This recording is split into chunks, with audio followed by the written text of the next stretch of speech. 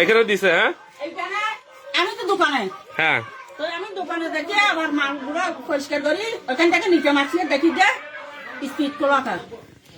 Speed যখন খোলা তখন দেখি তারা কাগজ। তখন কাগজ কয়টা নিছে? 4টা নিছে।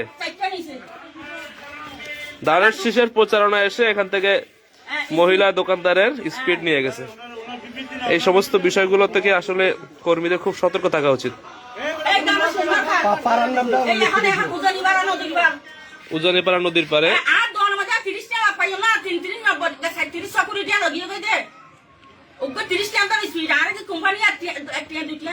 ওনারাই করছে, আপনি নিশ্চিত?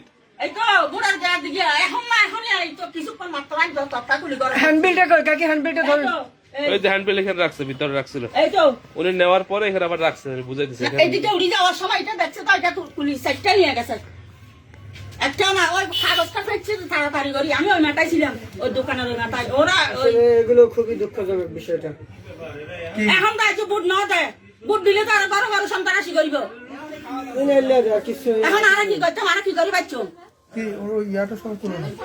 ওই যে ধানের শীষের মার্কেট প্রচারণা আইসা এখানে লোক ছিল না দোকানে, ঘরের ভিতরে এখানে আপনার স্পিড ছিল, স্পিডের ক্যান থেকে স্পিড নিয়ে গেছে।